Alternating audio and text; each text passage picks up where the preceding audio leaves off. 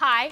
I'm so excited to be here. I think we're all probably going to start by saying the thing, which is how nice it is to be in a room where you're not like, here's what happens when you take the frame away. It's such a pleasure. I spend, though, still, even here, noted a lot of time still trying to articulate, even within our community, what I do. Because to me, my obsession is the relationship to audience. I've been making work for 18 years, it's an obsession, and what that means is that that relationship to audience, just like a relationship with different people, is so varied each time I'm working in it. So I've worked in making shows in rock clubs that have started with texting and lasted for 2.5 months. And I've made shows that are much more from my now called artivist, new word, artivist background. Yes, yes.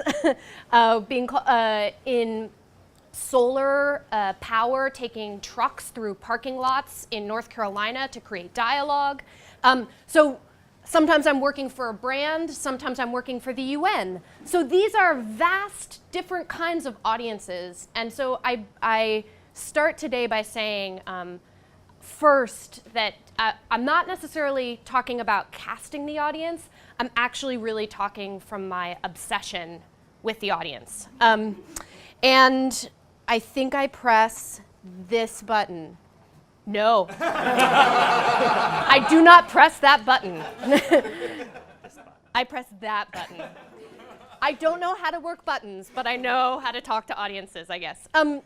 So a couple of things, you can see my bio, so like check me out, MikhaelTaraGarver.com. You can go see all the crazy things. There's some videos on there, but this in particular is one of my favorites because I ran for a little bit of time a company called Woodshed Collective. I don't know if anybody lives in New York and you know Woodshed. Yes. So I was the managing artistic director of Woodshed Collective for a while during a period of time when we did Empire Travel Agency. This was a period of time when we were insane and we put people in cars and on subways, and we grappled with what happens when you put them in different cars and you throw them from one car to the next, and then there's someone running down a street in New York, in the south streets of New York, which means there's a lot of security. It turns out. So, so one of the things for me, is as much of that obsession with audience is also how and what kind of relationship are we creating. And I'm fortunate enough, my friend who was speaking in the other room, Colin, I had a really amazing experience working with them on Sleep No More way back in Boston and supporting them in their work. And one of the things I became really fascinated by was, how will we use language in this work? Because it's true, if someone comes up to me and talks to me and I don't know them, I don't really want to talk to them. Like, I feel scared if they talk to me like they know me. And so when we started putting people in cars and in this close proximity, one of the things I got really nerdy about was how to invest in developing that, button again, that relationship to audience. And so how do we find words to differentiate unique relationships with audience? That was the first question I started to ask, because even within my colleagues who range everything from, anybody know Jeff Stark? Know Jeff Stark? Nonsense New York? Yeah. So Jeff is making amazing art installations, and we work together on stuff to, like, my theater students I teach at NYU. I run a program there in making, directing, and leadership. They all come from a different desire to have that relationship. And so it was interesting that Sarah spoke about the idea of the frame, because I started thinking about this idea of framework. What if we had an open frame? What if we acknowledged that the frame were just open? Which is kind of, for me, if I started making this work 18 years ago and I hadn't seen all the amazing work you guys are making, I just was kind of like, that fourth wall, that's bullshit. I don't get it. Like, I don't believe it. Like, I think it's a lie that we are all holding on to. I would love, if you want to craft it, cool, and it's not an assumption, and you make it there for a really good reason to tell your story. Awesome, and I love good proscenium theater for that.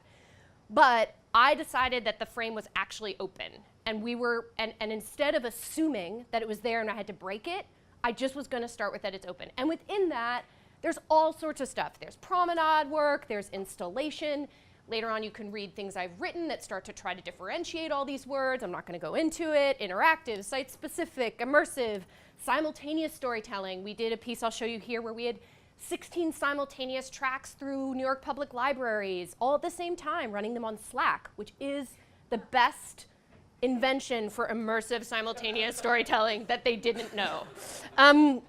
Environmental work, which is what I was doing in Chicago at the beginning, and then experiential. And for me, I guess with experiential, this is a photo from a piece that was commissioned by American Repertory Theater called that ultimately became Fornicated, and the piece Fornicated, which I'll talk about more later.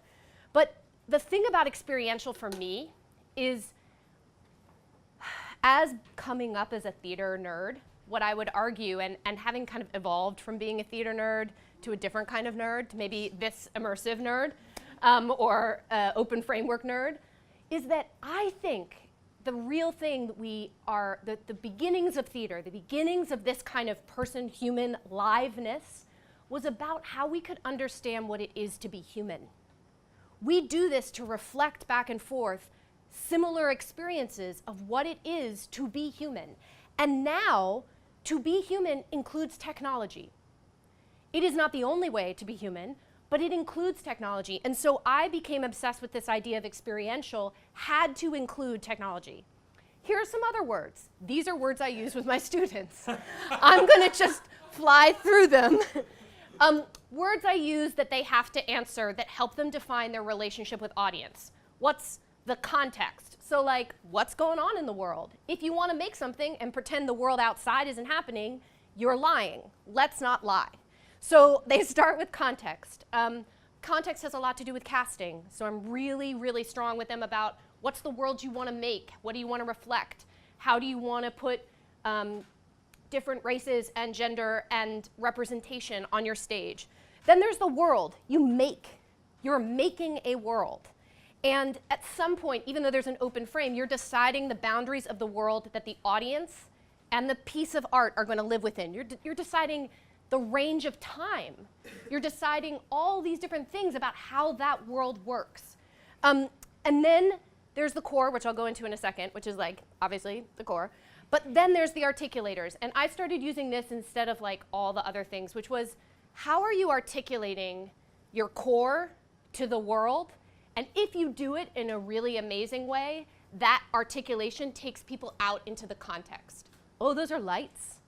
I'm explaining things that you guys can see. Okay, so the thing for me, here's another, again, I'm going to show some of these slides, which now you can't see as well, but if you have any questions later on, things like the Black Label Bacon Strip Show, which I made for Hormel, you know, these are things that you end up making when you ask these kinds of questions. So when I walk into a meeting with Hormel, I'm not trying to say like, what is stripping to you? Like, that's not the question I'm asking. I'm going in saying like, why do they want this experience to exist? And as I go to make these different things, why they want it also has to be related to how I make it. So this is Museum of Drug Policy in Montreal that just premiered this year. So my belief system has been that in all of this work, whether it's commercial or a museum around international drug policy, good luck, or with multiple languages, the core, this is not real meth, but candy meth, the core is where the how and the why meet. So in our work, the core cannot just be, this is why I want to make this. I want to make this because I want people to experience meth. No. I want to make this because you, AMC Television, are talking about how your shows put people inside experiences of completely detailed things. So how am I going to make this? I'm going to make each experience in a massive warehouse a completely different way for the audience to encounter each of these things differently. The story is going to function differently. The way the audience relates to it is going to function differently. Every single how had to be unique because the overarching why was we make lots of different shit. So I couldn't do the same how for for Mad Men, Breaking Bad, and a very short-lived show called Small Town. Didn't exist after that week.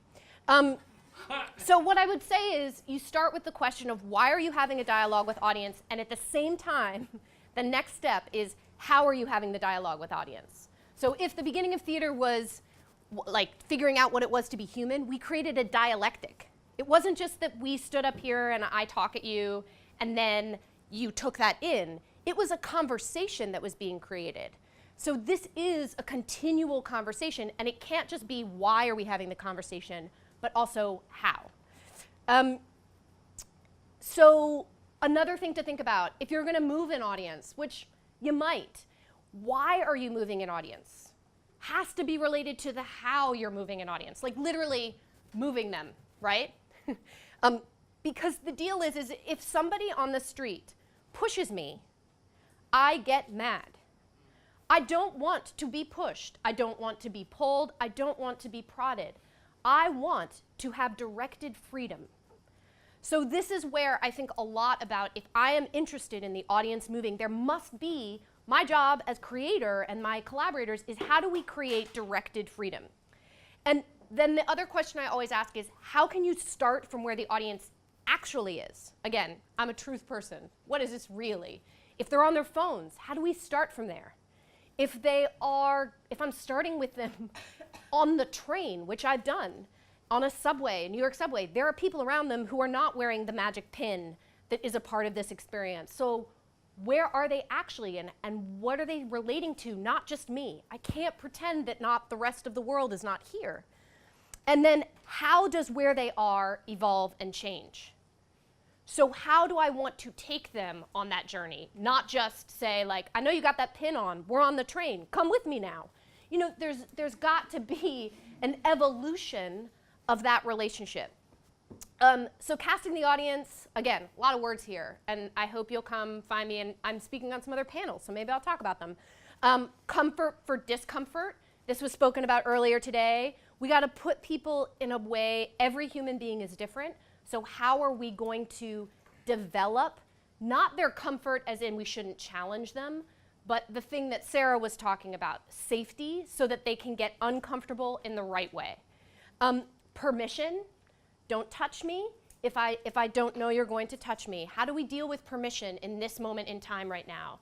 Always has been a question for me. And as a woman who for a long time was one of the very few women 18 years ago in this work, and there's a lot of us now who are like come forth, it was like me in a room of 40 dudes, I'm not kidding, being like, I don't think we can send 13 women out in bathing suits and just let them be safe. That's not okay. But like, but frankly, like sex works, right? We know that. And so we can't also lie about it. So what does it actually mean, and what does permission mean in this world? Casting the audience is story. So for me, I call myself, among many things, and this will help hopefully someday again when Gabe is introducing me, he'll be like, oh, Michael, she is an immersive storyteller, mostly because that's the only word, that's what I use, which means I am interested if I'm gonna move the audience, that the journey upon which they move mirrors the journey of the story. So I am interested in them, if they're gonna walk and they're gonna journey, that is clear. I'm gonna jump through this really quickly, boundary clarity, because I just got a time thing and I can't see the time here. So here's Mad Men, because why not? Casting the audience is imperative to your core. So when I go to a piece of work and the audience has not been cast, I miss the understanding of what's at the center of the piece of work I'm seeing. It's pretty, but I don't understand who I'm supposed to be in this, because if I'm supposed to move. So I'm gonna show you really fast some slides. Ready? This is Alexandria. It was commissioned by NYU, Playwrights Horizons, and the New York Public Library. It was a piece for me that is still in development. This is a tracking sheet. I love spreadsheets. I feel like this is a room in which I can so embrace my love of spreadsheets. My colleagues make so much fun of me. They're like, oh my God, she brought out a spreadsheet again. But I spreadsheet everything because this is how So the other thing I want to go back to is what I realized as I've evolved into this work is telling stories in other ways didn't make sense to me. My brain worked this way. This is how I think about telling story. And these are each individual audience tracks. So we simultaneously ran 16 audience one-on-one tracks. Each meeting, each of these colors is a different story thread throughout an 8-story working library. So people in the library, not a part of this. This was all around for me, how do we uncover the lost stories in libraries? And how do we create, for me, the library is a place where there's already conflict. They're becoming our space for social work in our cities, as well as places for both necessary and ambitious knowledge. So if you want to know more about Alexandria, we can talk about that, because it's still in development. Casting the audience through their technology. We talked about being human, what that is. So I've worked with bands. I was a creative director for a band called Great Caesar. If you don't know them, check them out. They don't play as much anymore. But we did a tour for South by Southwest. And the stuff on the bottom is just to show that they were doing 18 shows in 8 days. And they were trying as a small band to have impact in South by. That's like a person with like a drum right here trying to combat 3 symphonies and like 14 marching bands, right? And so I decided we would go inside out. And so we started this whole journey, scavenger hunt, follow the GC journey, follow the thing, and you would show up at a house and it would be an immersive experience and a part of the band would come from different sides. By the time we left, when we did our final show, which you can see here on the top, they had to give us an extra show. So we basically created a fan base. Mashable wrote an article about like, wow, they're dealing with their fans in a different way than anybody else. So again, I'm throwing a bunch of things at you to show the relationship to audience is varied and different, and each time I'm trying to figure out where does the audience actually start and where do I want them to go. So changing the audience role will change their place in the world. I'm going to go through a lot of slides really quickly because this is the piece I'm most in. It's a piece called Post Nation, and this is a piece that's really close to my heart. I became obsessed with post offices and their relationship to our immigration and migration systems, and the Goodman Theater in Chicago. I came up as a theater artist in Chicago. They decided like, yeah, we'll commission you to make an immersive show. We don't know what that would be or how it would work, but cool, we like you. They will not produce this show. It's too big, it scares them. All those things are true.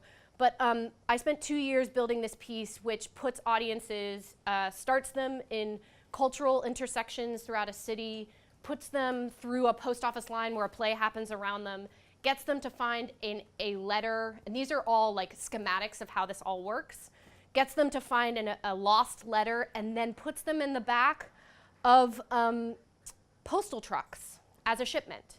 And the idea was, my interest was, how do we start to put people in the place of dehumanizing themselves? How do we put them in that place? And it meant I needed 3 acts to do that. I couldn't just be like, get in the back of this truck, let's go. I had to have a process where I was changing my relationship to them. And I had to allow them to feel like they were uncovering and discovering something. I'm going through it really quickly. See, back of trucks. Trucks. Yep. So we've now built out the entire infrastructure for this to premiere it in Chicago, and we're working right now with a bunch of non-theater granting organizations. And then the idea is it has an infrastructure that could go in different places around the country. The spaces that we would utilize would be nondescript spaces from the outside and would be turned into immigration and migration, safe houses afterwards. So undocumented safe houses. This work was also built with the Goodman. Half the cast was undocumented, half the cast were naturalized, and so there was a whole, like, all of the work also is how does community involvement become a piece of this work, which is a whole other side of my life. I'm going, I see you, I'm happening. This is still, there are a lot of schematics, see, and then at the end, the big thing about Post Nation to talk about is around our country we have dead letter offices. Letters we can't throw away, people we can. So we just store them all in these massive towers of spaces. So that to me was like the most theatrical idea at the end. And so the audience ends up in these dead letter offices and then is basically given the opportunity to choose a letter as a point of action. So this is the last thing I will say about casting the audience. If you cast them as who they are, and you can move them to something extraordinary, you can move them towards an action, you can move them towards working on the National Women's March, did all the art installation for that. You can move them towards moving together. You can move them towards kindness. You can move them with, this is experiences of technology. You can move them to do extraordinary things. But it is a development of a relationship. And I guess I'm going to say this one last thing, which is, for me, the reason that has to happen right now, it is the most important thing. So if I said my obsession is that relationship with audience, when I said, I realized storytelling, the way I tell stories is through these spreadsheets and charts, is because I am most moved when I feel incredibly small. And I want to feel incredibly small within a world that feels incredibly detailed and incredibly large. And so as we develop each of these relationships with audience, remember they are a group, but they are also an individual. And so as we craft them, how do we allow them to feel that selfness and that groupness and that scale all at the same time? Thank you very much. I'm now going to get off the stage.